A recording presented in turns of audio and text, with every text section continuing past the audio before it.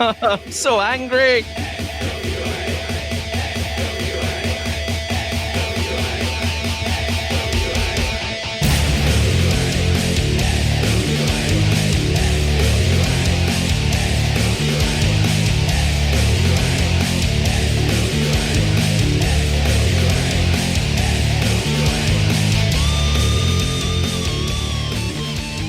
Welcome one and all to Nothing and Like It, thankfully the only podcast chronicling the FWA via its appearances on television.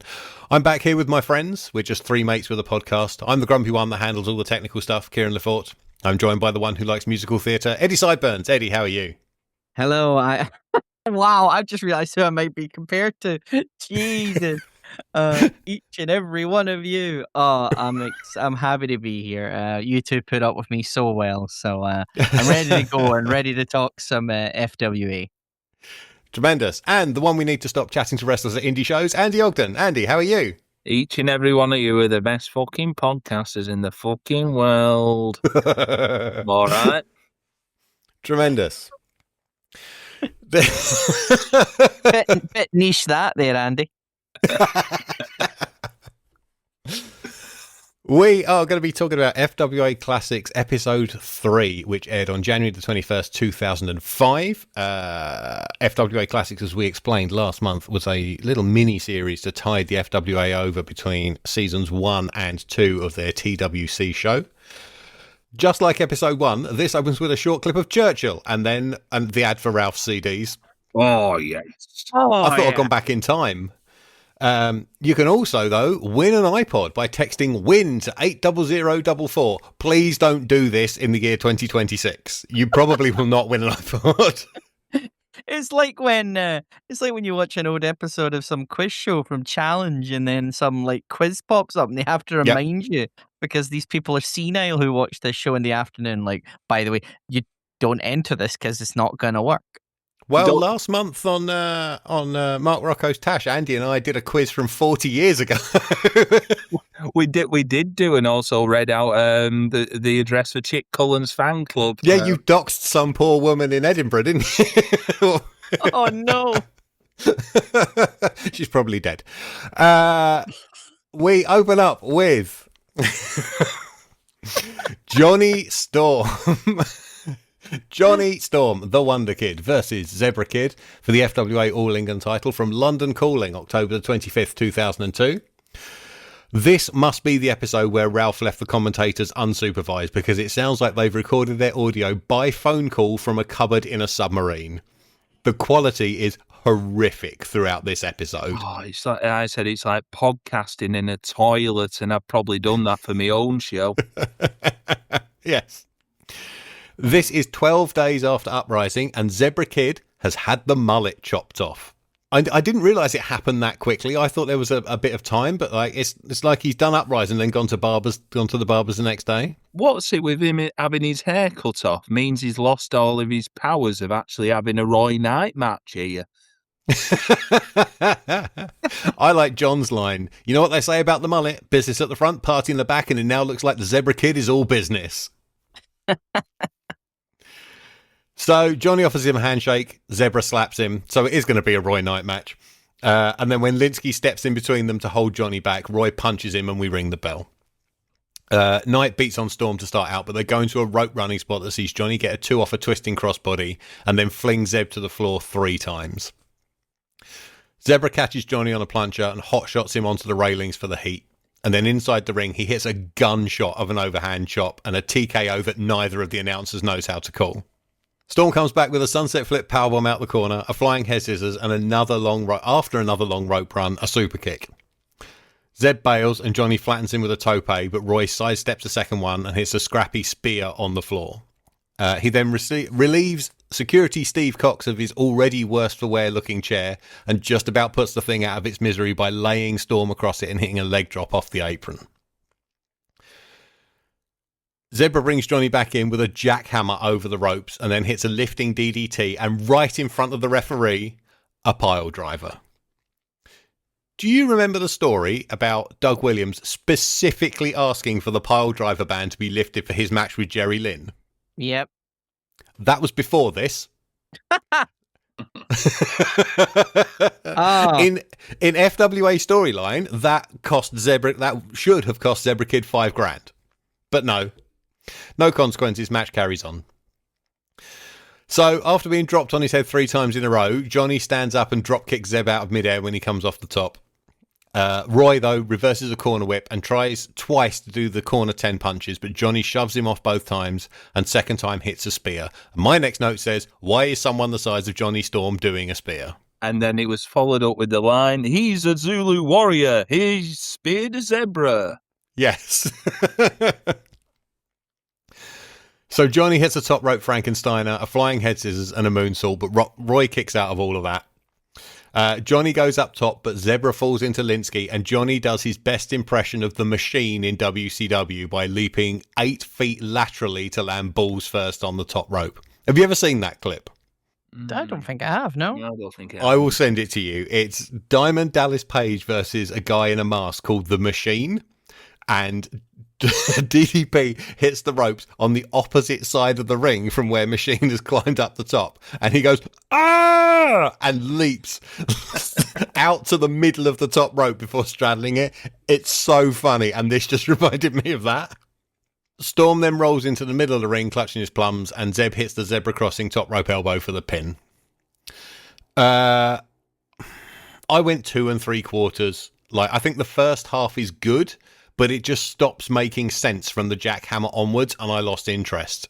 You said it wasn't a Roy Knight match, Andy, but I put typical Zebra Kid. The execution of everything is great, but psychology be damned.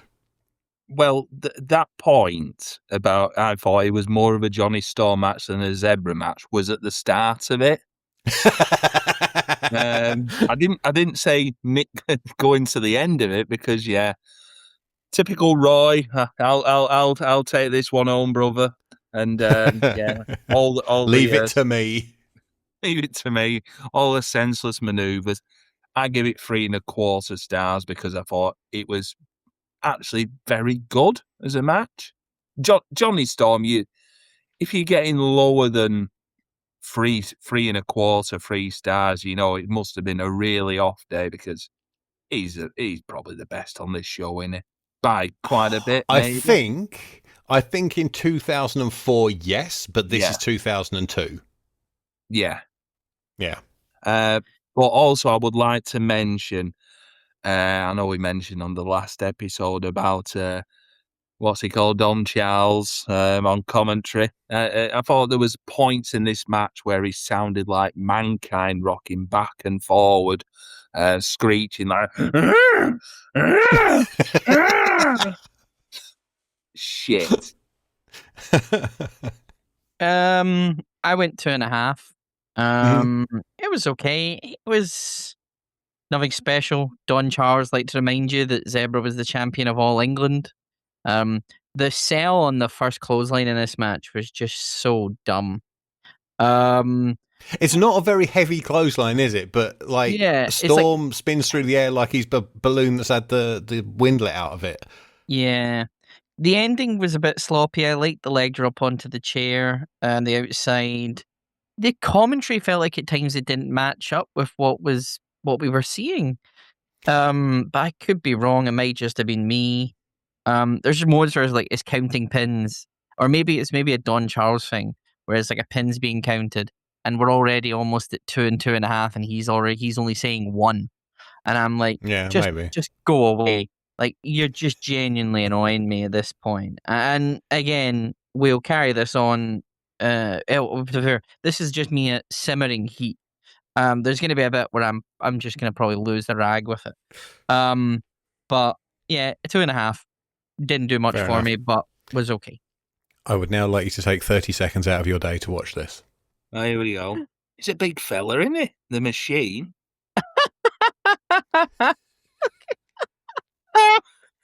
Fuck it off.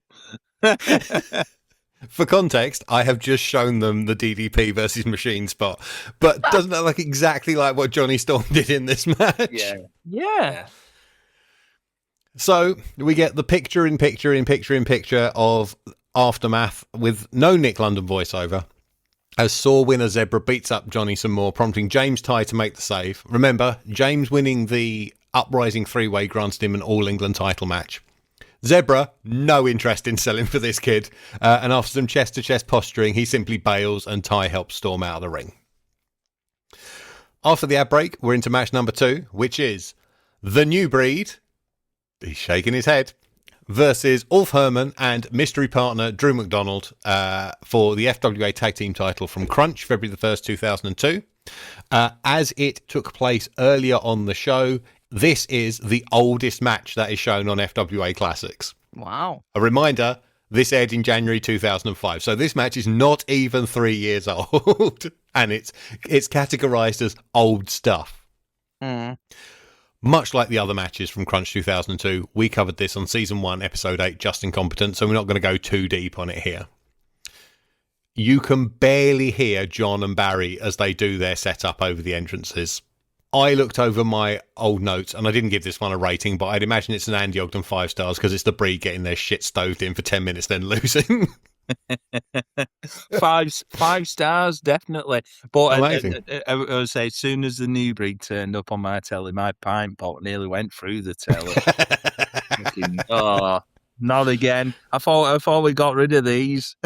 No, they're back in Pog Form. The baddies win with a combination wheelbarrow stunner to win the tag title that they would never defend, let alone lose. And all I put was the belts look even smaller and more pathetic when held by two big, mean guys like this. It's like they're holding toys. I thought it was funny after the match that John, whilst he's commentating in a toilet, tells you, whatever you watch then, don't bother about it, basically. Yeah. We'll get to that in a minute. I call this rubbish 1 star, and much like the other Crunch 2002 matches, you can now choose to watch it with either Nick London and the shit Geordie on commentary or John and Barry, so pick your poison. Any further comments about this match, Eddie? Completely forgot that we'd actually watched this, reviewed this, or done anything with it. I must have really hated it and wiped out my system. Have you got 4 pages of intricate notes? No, but as soon as you mentioned that we'd seen it, I was like, I don't remember watching this. Then realized it was 2 years ago that we watched it. There's a match on the next show where you can see me from the hard cam, and I don't remember filming that match. I've put, are they saying Boo or Drew? It was very weird to see Ulf Herman in a singlet. Are you saying Drew? Don Charles goes to a pitch that could be heard by cats and bats only at one point. A Shining Wizard chant. Why is there not a DQ for the steel chair spot? What the fuck? Ref Watch returns. I put, right, okay, that was okay. Very much of a slog at one. Yeah. Yeah, I don't know.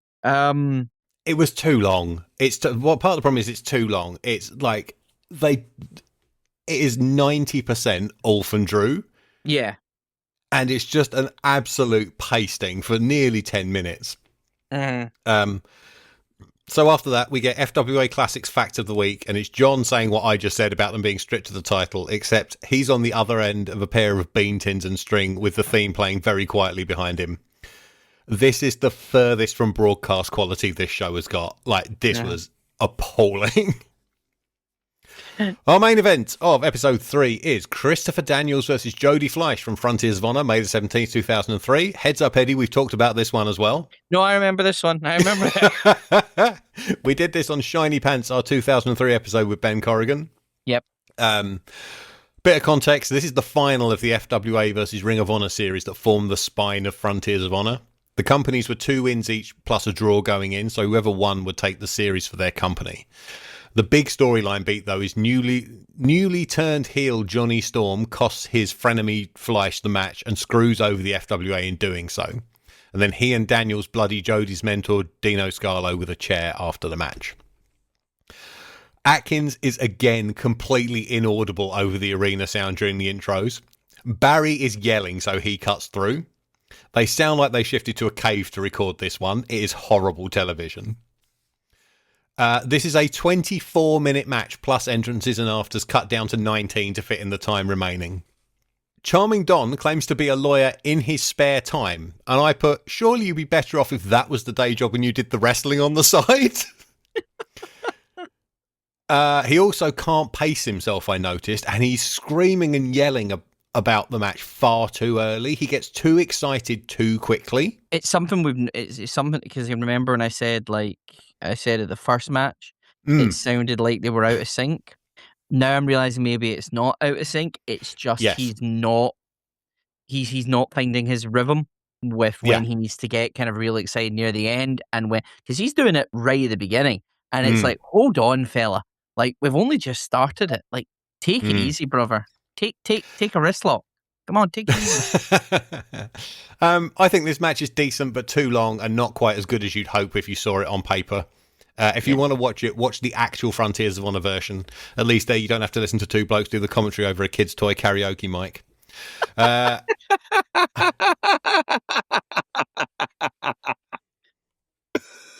Anybody got any pearls of wisdom for this? I will just quickly say, my only note is match is good, commentary shit. Yeah, I'm similar. I've watched this match a few times, so I know what's coming. But yeah, as Mr. Sideburn says, commentary's terrible. And maybe my final note on just after this, or maybe was during the match, who did the audio mixing for this show needs sacking or shot. Bring back Kieran. They couldn't. So that's it for episode 3, pretty much. There was 10 minutes of new material for us on this 45-minute show. Thankfully, the next episode is 45 minutes of new material. It's a good job we review 2 each episode, isn't it? Otherwise, this would be the end of the podcast, and I'd be asking Eddie about the 5-star tournament. We're almost there. So they smash cut to the copyright screen with a "we're running out of time" as Daniels and Storm are putting the shoe leather to Jody. And I'm like they're going to follow this up next week. Like, it's framed like a cliffhanger. Like, we'll come back and see what happened. You know, after we went off the air last week, Jody got his shit kicked in. No, that's not going to happen. It's such a weird way to leave it. And as I said last time, I enjoy watching where the 5 in 2005 moves to as they attempt to cover the 4 on the copyright screen I made. It is slightly higher than it was last week.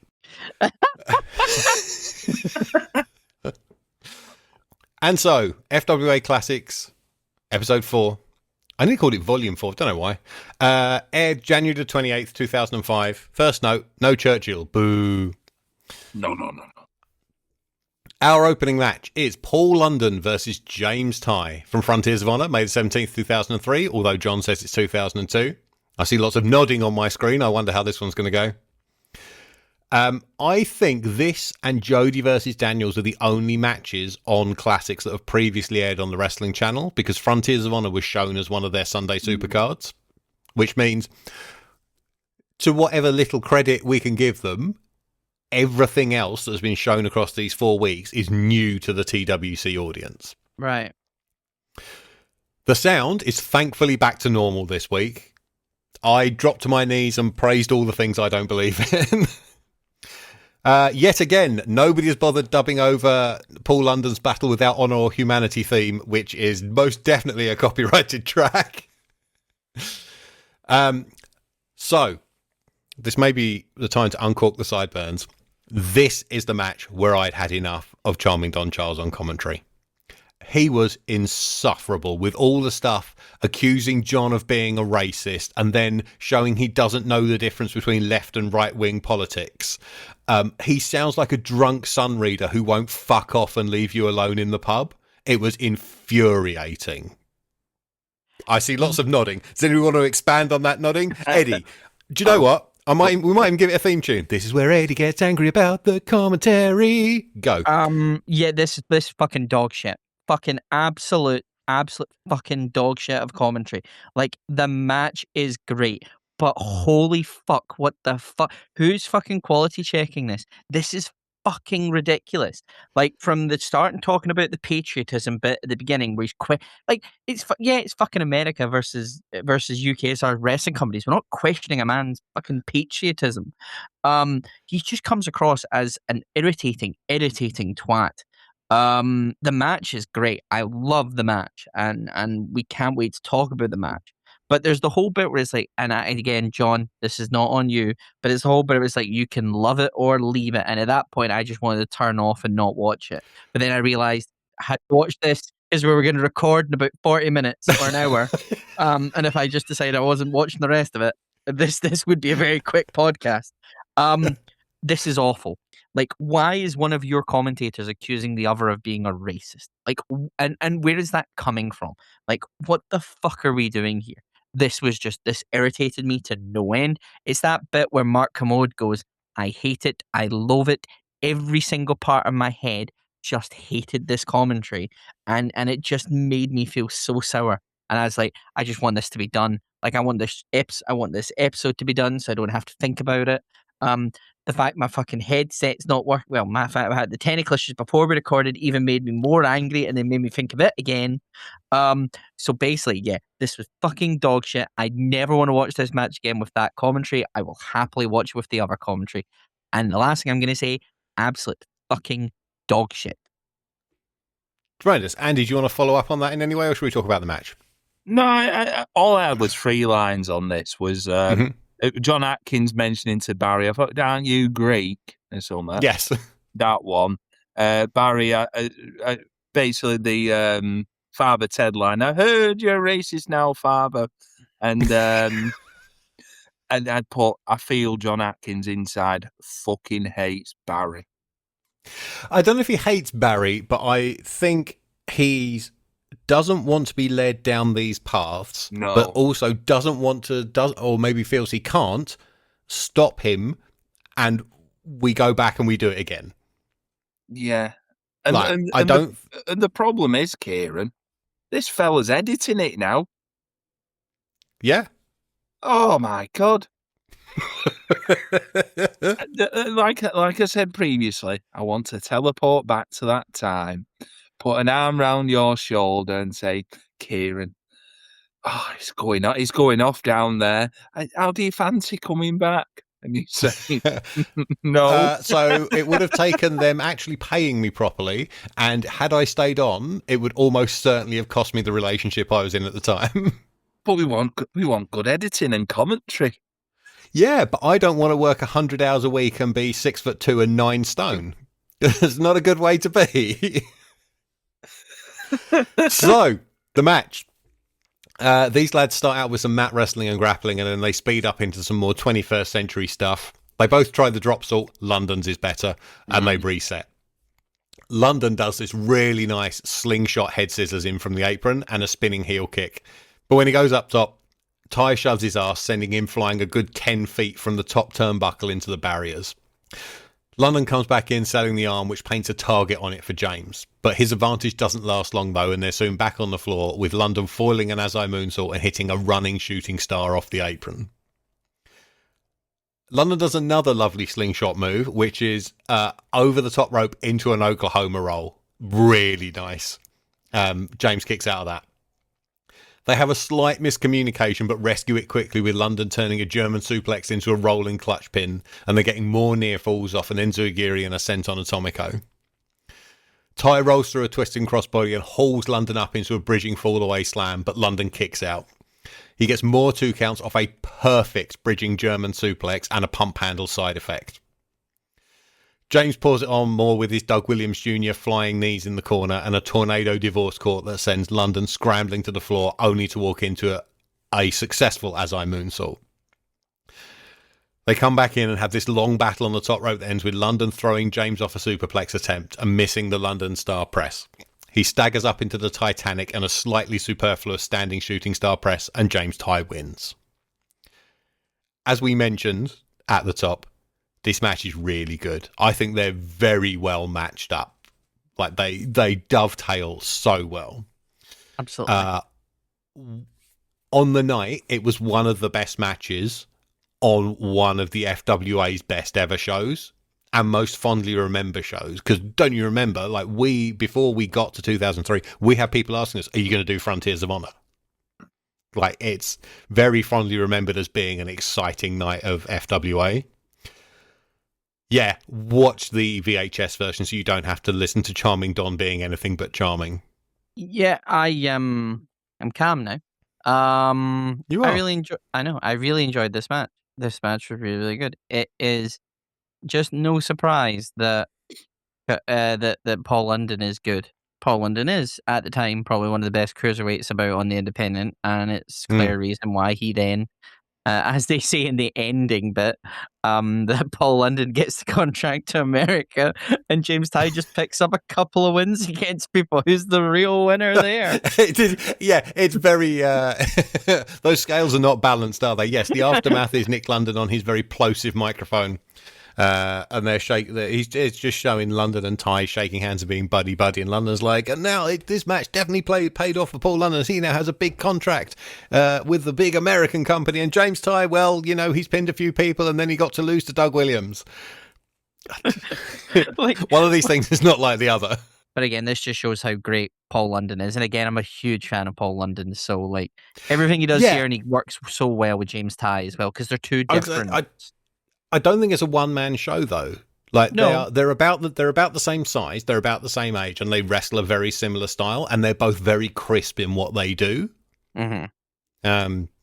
Yeah, this was a great way to open the show. Like, you can see in the aftermath, like, the crowd are giving them a standing ovation, and this is the opener. Yeah, no, absolutely. Yeah. But yeah, just they work so well together, and it's such a good match. So yeah, really enjoyed it. Yeah, he's I put he still holds up as a great match. On this is probably the 7th watch I've done of this match. It's just one that you do remember as that opener, and as you said, Paul London at the time was probably in the top 3 or 4 wrestlers from ROH. I remember from the copied DVDs I got. Yeah, he was this was kind of his position, wasn't it? Like an exciting lower card guy, and they did realise what they had and pushed him quite quickly. Like he had a show named after him. The first show he main evented was called "Please Don't Die" because that's what people would chant at Paul London when he did all his ridiculous bumps. Yeah, and it's funny that you see maybe a month or two after this match, like James Ty starts taking some of Paul London's offenses. Well, the drop salt, it tries to do that quite a bit more. But I would say it's probably maybe apart from one of the Doug matches, James Ty's best match. It's up there. Definitely. I would put it, if I was to make a best of James Ty tape, I would put this on it. Yeah. Easily enough, you'd stick it on first, wouldn't you? Like a brilliant opener. And as Eddie says as well, like I'm a fan of Paul London, especially his time in PCW when he used to do the long ass entrances and also doing karaoke during a rumble. I think what I do love about this version of Paul London is, like, as you say, the "Please Don't Die" chants for him and stuff like that. It's like that running shooting star off of the ring apron. Like, that's just quality stuff. And it's just so innovative from him in terms of that. And again, he's a great cruiserweight. And so again, really do love this match. This was probably the best match of the episodes we've watched so far.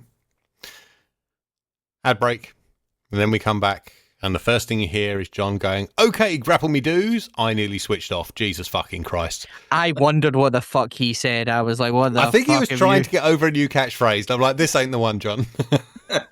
It's like that time that Michael Cole, what would he say? All right. Hello, Grapple fans. When he was doing the fucking WWE UK Championship or whatever. It's like Walton. It's like, how do you do, fellow kids, but in like a wrestling version. Our fellow kids are 5-star Mark Belton and Jack Xavier. This match is from Portsmouth, April the 27th, 2003. This is from the British Breakout Tour and is the opener of the main FWA roster's last ever show in Portsmouth, which is, of course, the town that birthed the FWA. So the Academy will continue on for years doing shows in Portsmouth, and obviously there are wrestling companies now that do shows in Portsmouth, but like this is the last time the main FWA ever ran in Portsmouth. This show also had 2 title changes, with Alex and Ulf beating the Family in a Falls Count Anywhere match for the tag title, only to lose it back the following night in Newport. and Zebra Kid pinning Johnny Storm for the All England title that Johnny had won off Chris Hamrick the night before in Sudbury. Hamrick had beaten Zebra for it on the 21st in Morecambe. This was one of the things they did on the breakout tour. Was they passed around the tag belts and the All England belt a lot. So like something exciting and different was happening on each show. Right. Belton here is back in his horrible long greasy hair and cheap mum made them trousers. The look got better, as we discovered. This starts out with some nicely executed grappling, capped off by 5-star, taking the long road to escape a wrist lock, scooting through Jack's legs on his back like he's a mechanic trying to escape out from under a falling car, and dropping in with a spinning kick. This sets off a long chain spot of them both trying and missing stuff, and ending with a double kip up and the old indie standoff. Xavier gets a 2 count off a power slam that comes out of some more rope running. Then there's more rope running, and Belton gets a Frankensteiner that sends Jack out to the floor. Outside, Xavier prevents an Azai moonsault and wheelbarrow chucks Belton into the barriers. It's the FWA though, so 5-star's not selling it for long, and is quite quickly back on top in the middle of the ring. No sooner did I write that than Xavier is dropping in with the jackliner and they're both down. So there's a 4-arm battle, then they duck one each and Belton sends Xavier pinwheeling across the ring with trouble in Stafford. Jack kicks out of a Northern Light suplex and then runs up the ropes into a backflip. And I'm not sure even he knew if he was going for a moonsault or was supposed to land on his feet. Because he goes over Belton, lands on his face and knees, pops up to his feet doing a groggy cell, and then hits an enziguri. And I'm like...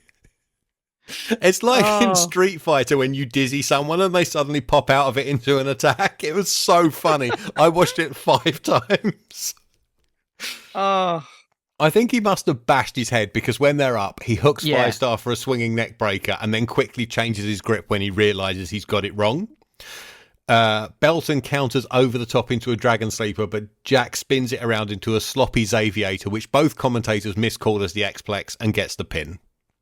I'm going 2.5. I think it's generally okay with some sloppy moments. I think it, much like the Johnny Storm match, I think it starts better than it ends, but I don't think these two have great chemistry together. This is their first ever singles match, and Belton would get his win back just under a year later in Bolton in their second and last ever singles match. Thoughts from the Peanut Gallery?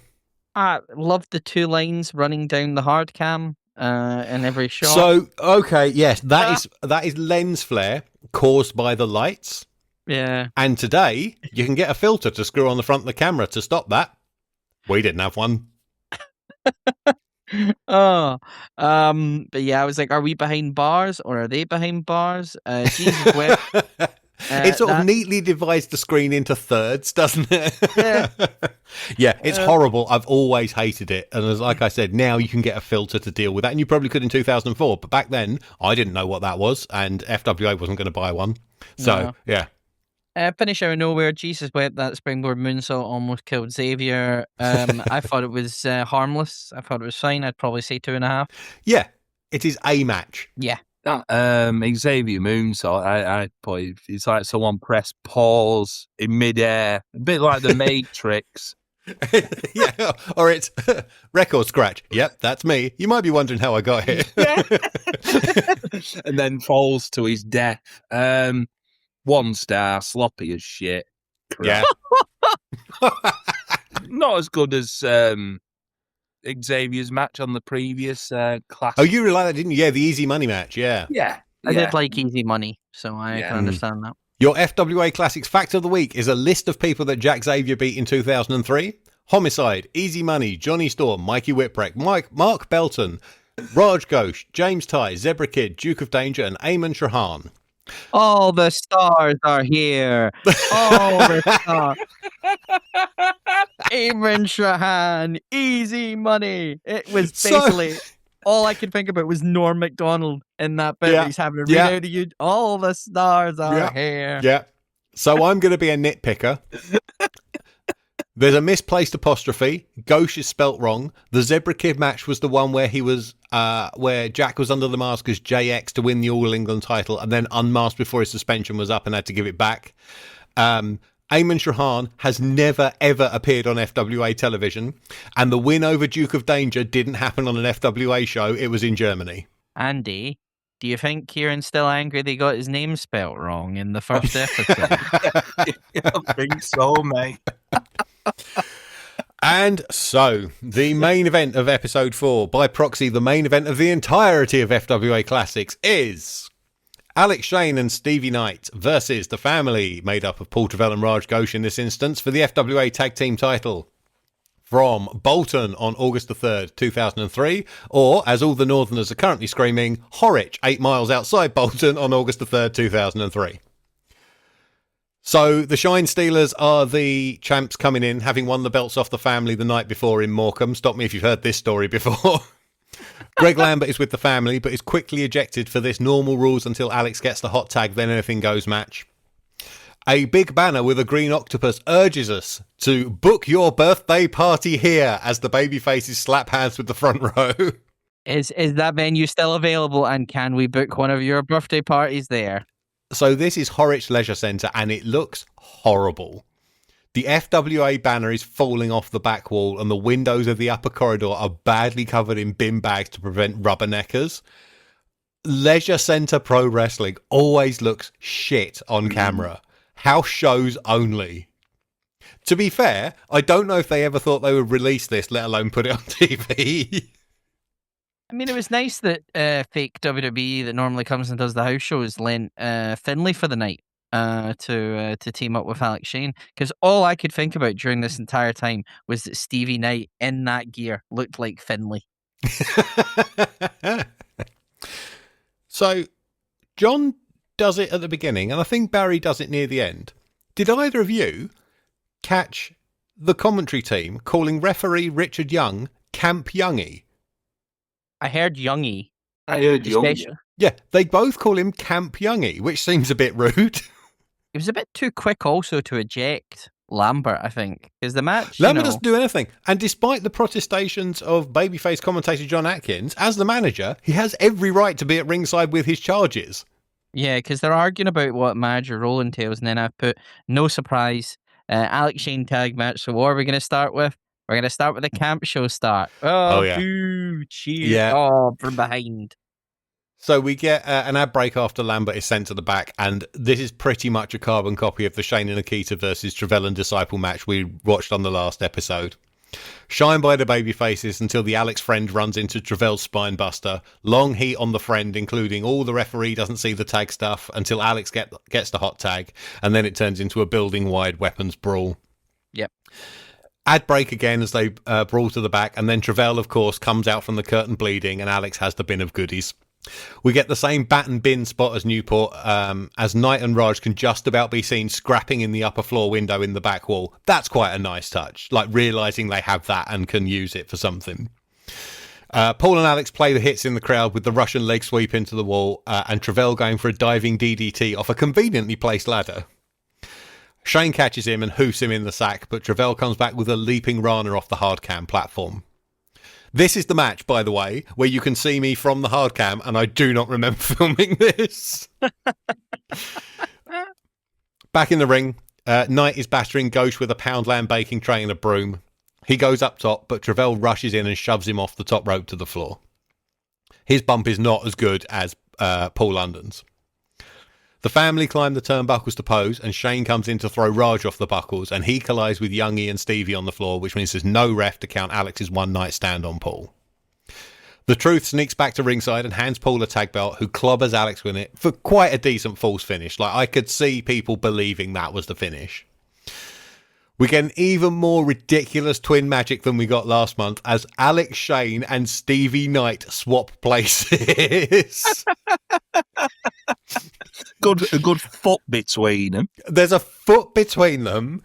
They're wearing completely different gear, completely different colours. And they look not like Stevie's bleached blonde. Alex has got dark hair. They look nothing alike. But apparently, Paul Travell is confused by this and turns around into a small package for the pin. Champs retain so they can lose them back in Cleethorpes the next day. And then afterwards, Alex grabs the mic to do the catchphrase. I wrote, I don't know, 2 stars.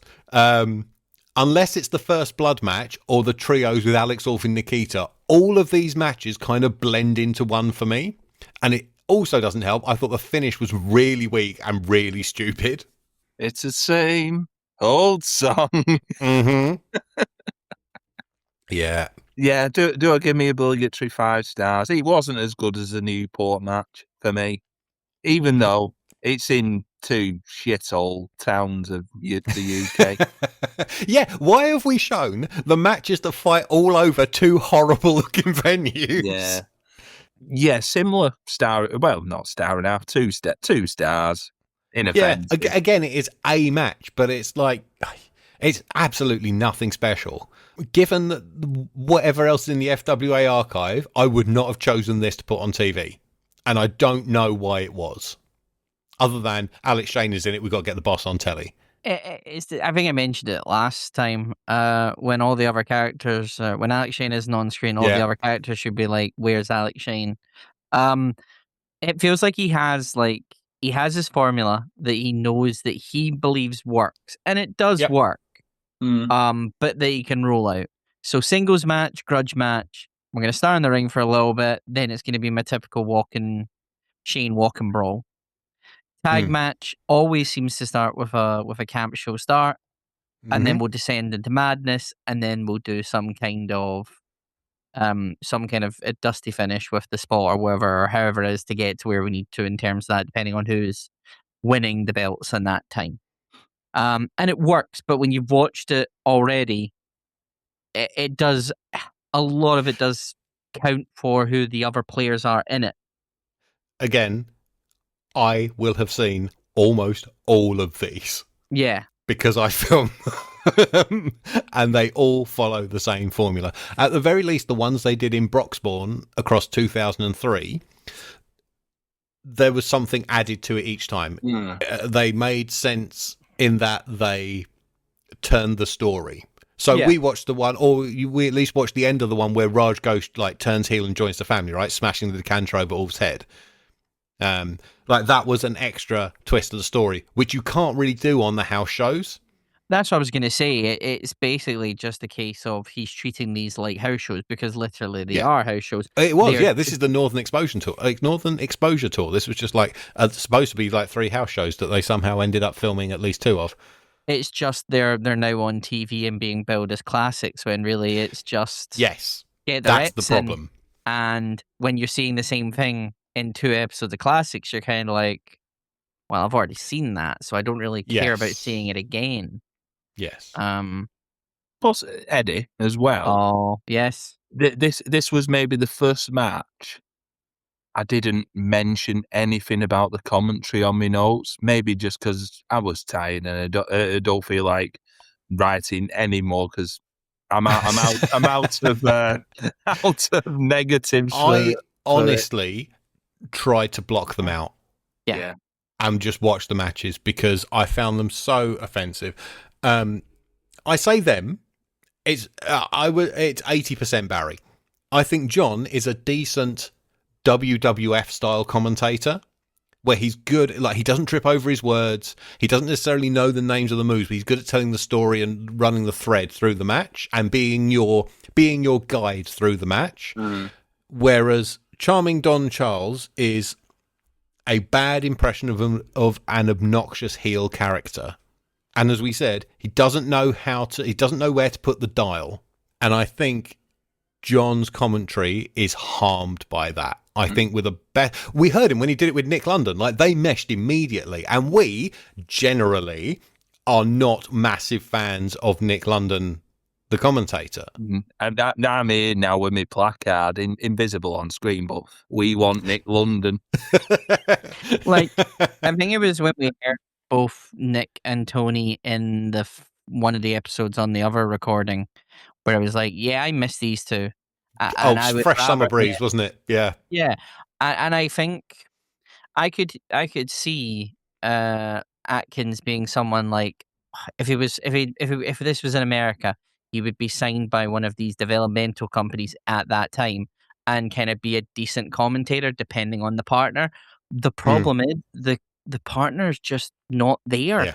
He's just he's taken Jerry Lawler from like 96, 97 when that first kind of run as a commentator and just ruined it and like tried to be Heyman-esque heel commentary at the same time.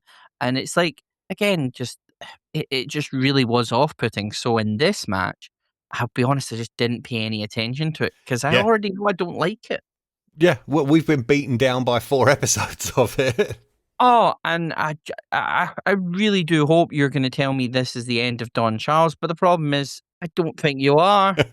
I don't know. I honestly don't. Like I said last month, like I haven't watched ahead, so I don't know who is in the commentary booth. We will all find out at the same time when we come back on the next episode. And I just want to say it's been a pleasure doing this podcast, and I've really had a great time. And if I hear Don Charles on the first episode, Andy and Kieran, it's over to you guys. Have fun. So the credits are back. Words spelt wrong include design. Andrew Maddock was responsible for logo Desjin, apparently. Special, Atkins, and Shara Lambus. That was our name wrong. My name is spelt correctly this time. And the UKFF appears under the special thanks. Oh. The 5 has moved again, thankfully for the last time, and British Uprising 3 is coming soon to DVD, apparently just by taking my Uprising sting and slapping some more text over the top of it. So, as we kind of touched on, for the most part, the matches on these shows are fine, but the word classics is really stretching it. I guess you can't call it filler from a couple of years ago, though. Hidden gems. Hidden gems and that Jack Xavier versus Mark Belton match. bits we didn't want you to see on TV, but we're showing you anyway. Yeah, exactly. As we've said, what lets this down is the packaging and the quality control. The audio on episode 3 is diabolical and not fit for broadcast. And it's going to sound like I'm picking on him, but I'm not. I know Barry is dyslexic, but if that is the case, you should have someone who isn't double check all your text before you press the export button. Yep. This is going to sound like me turning my nose up at it simply because it's not my work. And feel free to speak up if you think I'm out of line, but I think this is objectively an amateurish production. Yeah, I mean, we've seen the TV show. The TV show has been good.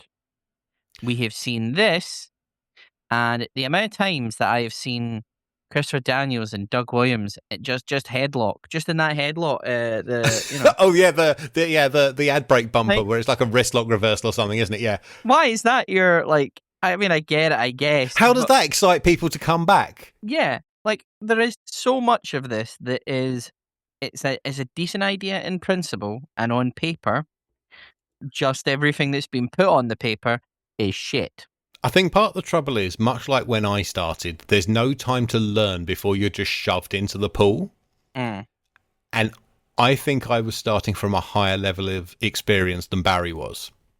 Andy and I were talking recently about promising young wrestlers who are being forced to learn and grow up in the spotlight. So in the 21st century, you can see any wrestling from anywhere in the world. You can discover hot new prospects from the other side of the planet at the click of a button. Yep. Whereas in the old days, people got to grow up and make mistakes where very few people would see them and then become good and then become known on a world stage. And I think this is sort of what is happening here. I don't know if Barry had made any video stuff before he was thrust into doing all this. I at least had the benefit of making a bunch of short films with my mates that nobody saw and was able to figure some shit out before making a nationally broadcast TV show. And even then, as we saw over the course of the stuff I made, things still slipped through the cracks. I'm not going to outright call him bad at making television. He's just not prepared for it. But what this shows is, again, and this is something that Andy might agree and nod with me on, this just shows how cheap British wrestling promoters and owners are. Because in that, you know, if you have someone who has been competent enough to do a wrestling show or create a wrestling show and create episodes on TV, yes, you break that, you know, there's that relationship ending obviously in you and them, but it's like instead of going out and trying to get someone who might be semi-competent at it, they've went, nah, we'll just save it and get someone who we know when to come and do it, who has no real experience. That again is one of the things, is no way are they going to pay a proper editor's rates to do this. What I was paid per week for this show is now less than I can charge for a day as a freelance editor. But that, and again, as I say, that just shows that they're trying to skimp on, and they're trying to hope for great quality, but skimping on the actual idea, on the money to get it done. There's it's applied to other businesses as well, but there's the video production triangle. You can have it cheap, fast, and good. Pick two. Yeah. It needs to be good quality, especially since we've had, and at least in our heads, and this is not bigging you up, this is just being true, the TV show has been competent looking and competently well done. When you're going on to this, I'm like, what the fuck is this? Like, what's happened to the person who did the other stuff? Why they're not doing this? Why doesn't mine look like that?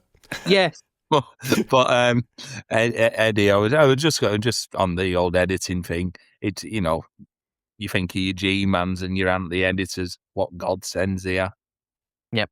To live editing. But when you going on, Kieran, about this, he's like, bad work and that. I thought of Dr. Hibbert turning around to Lisa Simpson going, bad babysitting. But like, so as far as like, I think I may have asked this on the previous one, and I do apologize, and please cut out because I'm clearly going through the emotions here today. Did you look at that and see a different way that you could do it and better? And I think I probably did ask that, Kieran, if you were back. I don't think you did ask that. You did ask last time what I thought of the shows. And as I said, I didn't see these at the time. I mean, of course, now with like 20 odd years experience, I'm looking at these and thinking, oh, fuck, I know how I can do these better. Yeah. Would you win with the same matches? Absolutely not.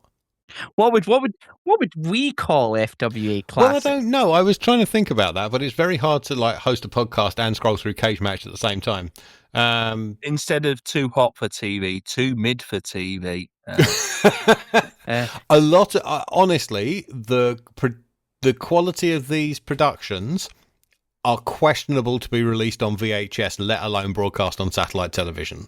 Man, you WWF released Mayhem in Manchester, which is probably akin to... that was such a massive fuck up, wasn't it? That was the one where they didn't film the whole show, wasn't it? It is, yeah. Yeah. I mean, what about that match, Jack Xavier versus Eamon or Sharanahan, or whatever it was called? Sorry, apologies. The Irish are coming for you. Oh, oh, no. I mean, I would have wanted to see American Dragon. That would have been probably a good classic, maybe.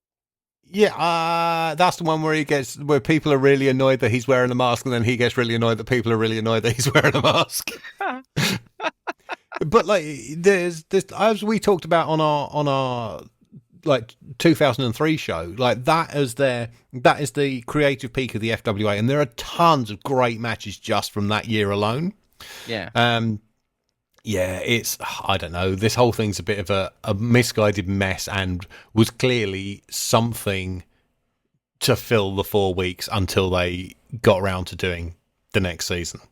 Yeah. And we will see if there's any improvement in the quality when that season begins, as we talk about it next month. Woo. Any further comment, or have we beaten this horse to death? All I can hear is the flies buzzing, so I think the horse is dead. Eddie, how's the ownership of 5-Star Wrestling? We're doing well. I'm very upbeat. I think we're going to get 5-Star Classics coming soon. 5-Star Wrestling Classics, brother. Gonna be shot. Everyone's name's gonna be spelled incorrectly. We're gonna, it's all gonna be in Jaundice Vision. I know, and we're gonna have actually decent commentators. I'm gonna try, Oh, now you've ruined it. You can't have a classic show with good commentary. I was gonna try and get Tony Giles and Nick London, but Tony's just a bit busy doing, other podcasts, and I don't know where the fuck Nick London is. You can find me on Twitter at Kawada Kicks Best. You can find me on Blue Sky at Eddie Sideburns. If you want to listen to anything more, you can listen to probably the King of the Mountain show I did about Katsuyori Shibata from 2004 to 2017. But yeah, thank you very much. Really glad I got the rage out here. It was like Alex Riley doing that rage gimmick in NXT. It was just rage. You are so much happier than you were an hour ago. It's great to see. I'm over the moon. I've completely forgotten that I'm going to have to get my microphone fixed, but I'm so happy. Thank you. It's just spending with you two. Such a good time. See, this is face. Show. We have often called this the therapy couch, and it has been for you today. Yeah. Andy, them graps and them claps. Yeah. Follow my podcast, Graps and Claps, on X at GCP Podcast 1. Follow myself on Instagram, Andy Ogden 1984, to check where I'm on the piss. And on the podcast, go and listen to the last couple of episodes of Satellite Wrestling, Mark Rockall's Tash with myself and Kieran, which includes a 5-star segment on there. It does indeed, yes. And also listen to the latest edition of Shite, which is going through the story of MJF and Adam Cole as on their road to Wembley a couple of years ago. And also we'll be on the road to Wembley as we go to All In Weekend. We'll be covering the shows from Mystery Wrestling, Rev Pro at Wembley Arena, and the yearly catch-up with Kieran about AEW as we go to All In at Wembley Arena. So go and I'd go to Wembley Stadium. If you go to Wembley Arena, Wembley Stadium. You're not seeing anything. But then Wembley Arena for Rev Pro, yeah. Yeah. But then again, with the attendance what AEW get, you probably fitted in Wembley Arena. As for this show, you can find everything to do with this at fwapod.card.co. That's card with 2 R's. We are on Twitter, Blue Sky, and YouTube at FWApod, and Instagram at FWA.pod. As for me personally, I am Kieran Edits on Blue Sky. Thank you very much for listening. And if you are attending All In Weekend, have a wonderful time. If you see us, fuck off. Don't come and say hello. I mean, I'll be in a field in Edinburgh, so I mean, if anyone, yeah, you definitely won't see Eddie. You won't see me because, as usual, we don't hang out as a trio. It's just you. We have not managed it yet, have we? And then me stuck in a field playing softball. So if you want to come and say hello to me, I mean, I wouldn't mind, but none of you are going to. The Sid Vicious of Nothing Can Like It. Next month, enough of this time machine stuff. We're back to the modern day of November 2004. And there's 2 things you can do about it. You can love it or leave it. FWA.